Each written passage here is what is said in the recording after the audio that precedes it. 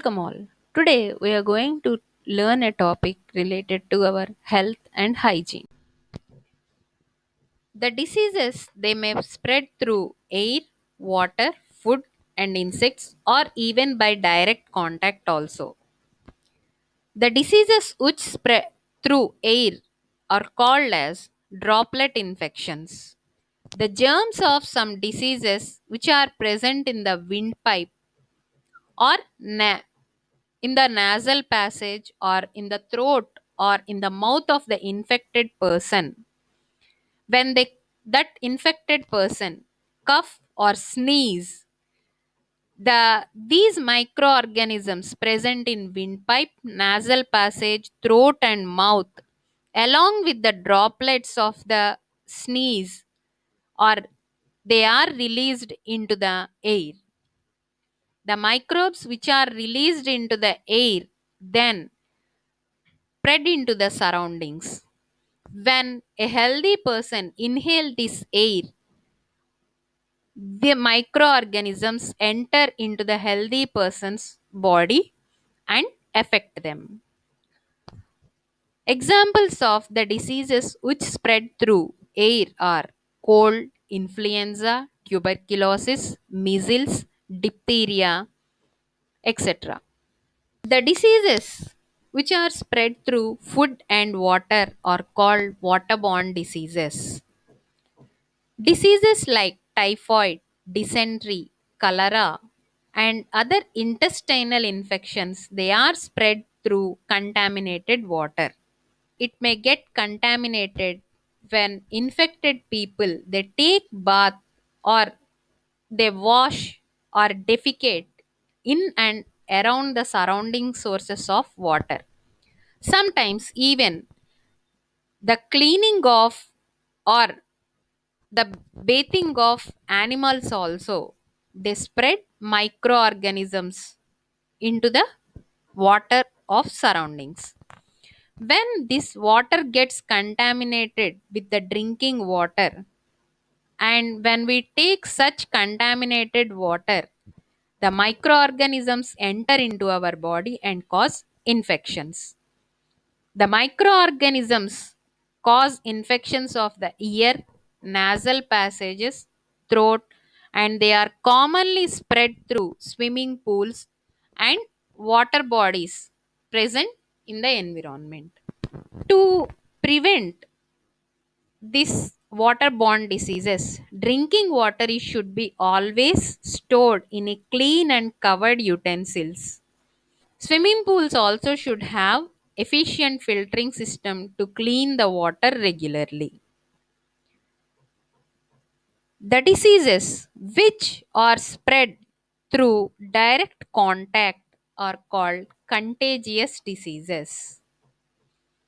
That means if a person is suffering from any kind of disease and when a healthy person touch him or the utensils used by him which are not properly cleaned, then it may leads to the spread of the disease. Some infections like scabies, conjunctivitis, they spread through direct contact between infected person and a healthy person. Sharing things like drinking glasses, towels, combs used by the infected person by a healthy person, it spreads the infection. Some diseases they may spread through organisms also, which act as vectors or carriers. These diseases which are transmitted or spread by vectors or carriers are called as vector borne diseases. The animals like mosquitoes, flies and fleas, they breed in and around the waste materials, heaps of waste, and in the stagnant water, which increases the number of these insects. The microorganisms which get attached to these insects when they sit on the infect waste or stagnant water or as a source of infection, these microorganisms, they stick on to the body of these insects, and when these insects, they sit on the food items which are kept open, or when they sit on the open wounds of a person who got injuries, or when these organisms bite the healthy person, these microorganisms which are present in the insects or which are stick onto the bodies of the insects, they get transfer onto the food or into the healthy person.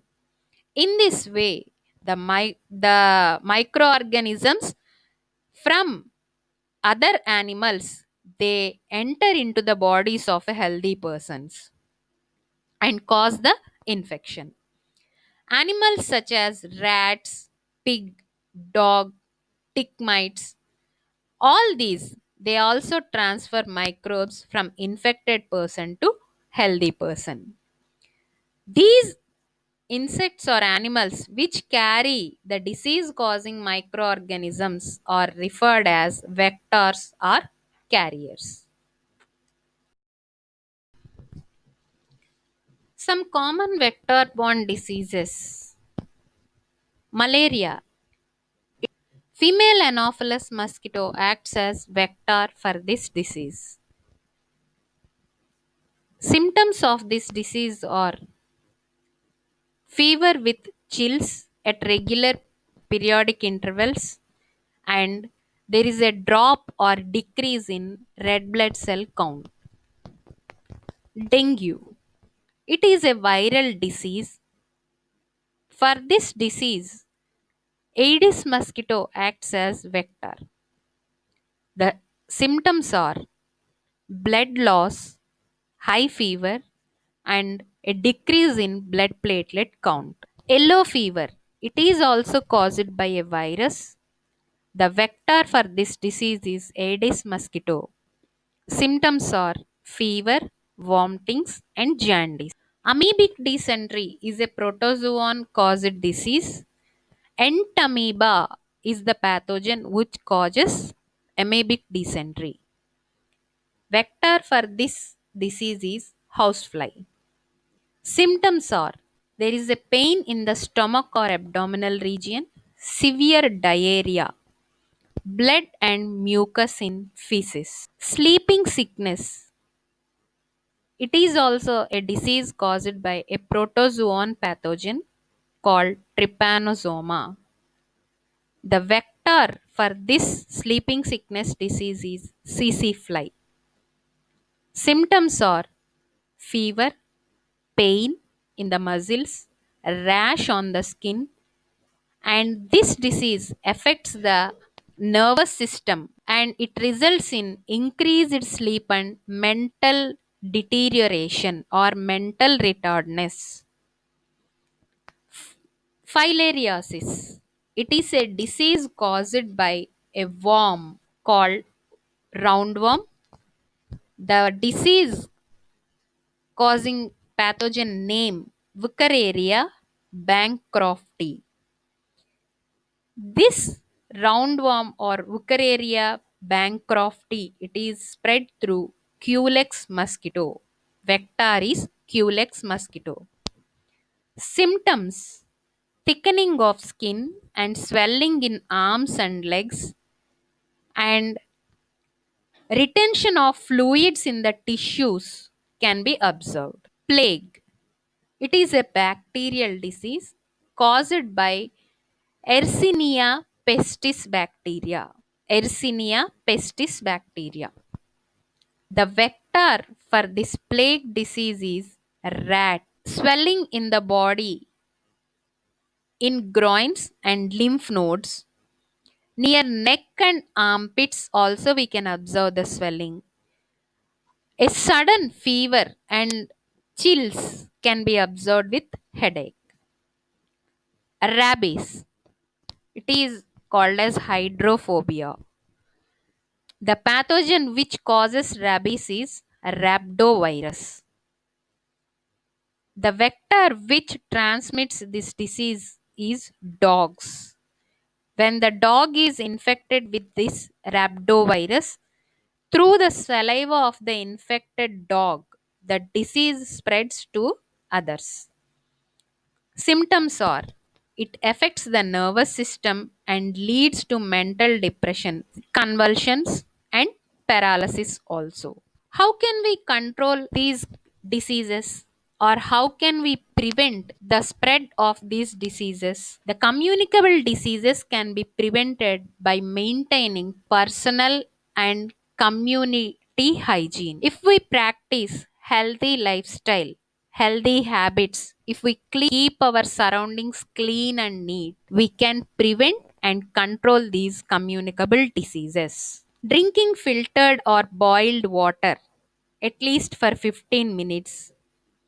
Checking our surroundings, which are free from stagnant water, free from garbage, controls the development of flies, or the mosquito breeding also can be controlled. The cooked food should be covered. It is not kept open. When it is kept open, the flies may sit on it and spread the diseases. So, food which is cooked, it should be covered properly. Always throwing the garbage into the bins, it makes the spread of flies and mosquitoes control. Keeping the garbage in properly covered bins controls the spread of flies and mosquitoes.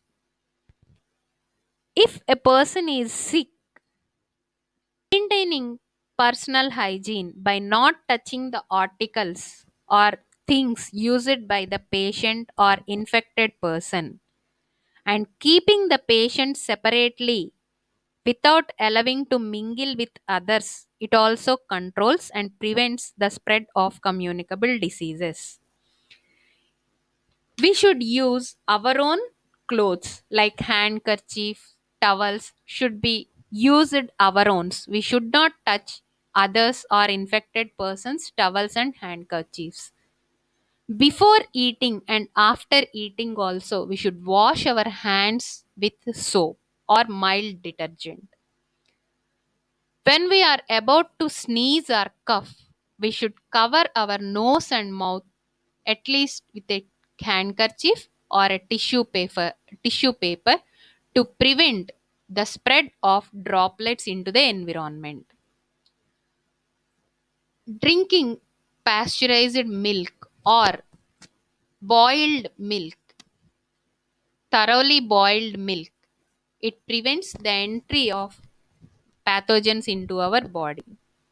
Always eat the food when it is hot. Avoid eating cold food or roadside food which spreads the diseases. Avoid direct contact with the persons who are suffering with the diseases, contagious diseases like tuberculosis, chickenpox, measles, mumps, etc. The best method to prevent or control diseases is vaccination. Vaccination is the additional way of boosting or making our immune system more active. Various types of vaccines are available for diseases like chickenpox, hepatitis, polio, measles, mumps, BCG, for tuberculosis, etc. The vaccine is a biological preparation made from weak or killed forms of microorganisms that improves our immunity towards a particular disease. The vaccines like BCG for tuberculosis, DPT for diphtheria, pertussis, and tetanus, MMR vaccine for measles, mumps, and rubella, hepatitis vaccine for hepatitis disease, all these were developed. Even the polio oral drops vaccine is developed to control and prevent the diseases. How we can prevent the food poisoning? Food poisoning also results in severe health problems. So, The ways to prevent food poisoning are: we should clean the vegetables and fruits under running water before consumption or before using. The food should be cooked properly, especially meat or any aquatic food or seafood, which kills the germs. We should not leave the food uncovered or most of the time outside or in the refrigerator, which develops the growth of microorganisms on it. Leftover food should be kept in a refrigerator immediately without leaving it for more time outside. Avoid consuming the roadside food.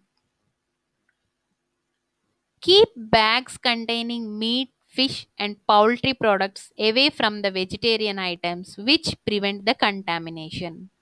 And do not consume or eat the stale or uncovered or improperly stored food. Non communicable diseases. The diseases which are not caused by pathogens are not infectious. Those diseases are called as non communicable diseases. They may be caused due to the deficiency of nutrients in the food which we eat, or due to improper functioning of various organs because of old age or because of any health issues or health problems, are referred as non communicable diseases, organ malfunction diseases, allergies, and the disease caused by bites and stings of some insects. Nutritional deficiency diseases. The diet which we eat includes all the nutrients required by the body. A balanced diet is a diet which contains the sufficient amount of carbohydrates, proteins, fats, vitamins, minerals, along with water and fiber, rich sources. The diseases which are caused due to lack of or improper intake of one or more nutrients in the diet are called as deficiency diseases. If a person do not eat a balanced diet in sufficient quantity required by the body, he or she is said to be undernourished. A person may consume enough food, but it may lack the required nutrients which are required to the body. That required amount of nutrients that food may not contain. This is called as malnutrition. Malnutrition is of two types: protein energy malnutrition, protein malnutrition. Protein energy malnutrition is a condition which is observed in the children of 1 to 5 years age. The children which are affected by this deficiency disease or by the deficiency of proteins or carbohydrates and fats in the diet, it may lead to the proteins energy malnutrition. If proper intake of proteins or carbohydrates is not there in our diet, it leads to two types of diseases called kwashiorkor and marasmus. Kwashiorkor is a disease which occurs due to poor intake of proteins during childhood. The symptoms of this disease are: in the children of kwashiorkor or less intake of protein, the growth will be less, and even the mental condition of the children also it will be poor. The children will suffer with frequent diarrhea. The tissues will be filled with water, and that condition is called as edema. The children will have bulging eyes, and the belly or stomach it protrudes or comes out. thin stick legs, and the hair will be discolored. The children who suffer with marasmus, it occurs due to less intake of proteins and carbohydrates. The symptoms are the child will have ribs which are protruding out or prominent ribs. Mental state of the child also, it is not developed. Mental retardation can be seen in the children. The skin will be dry, thin, and wrinkled. The body will be lean and weak. They do not show attention or interest in doing or playing daily activities also. If the diet do not contain proper vitamins and minerals also, it leads to vitamin and mineral deficiency diseases. Vitamins and minerals, they are required for the body in less quantities. But if these are not taken properly, it will result in vitamin and mineral deficiency diseases. Less intake of vitamin A results in night blindness. The foods in which this vitamin A available are papaya, mango, vegetables, fish and egg. Vitamin B deficiency results in a disease beriberi. The food sources of vitamin B are unpolished rice, eggs. Vitamin B12 deficiency leads to anemia or blood loss. The red blood cells count will be lowered or decreased. The food sources of vitamin B12 are meat, fish, leafy vegetables, milk, egg. Vitamin C deficiency, it leads to a disease called scurvy. In this disease, the gums swell and blood will ooze out from the gums.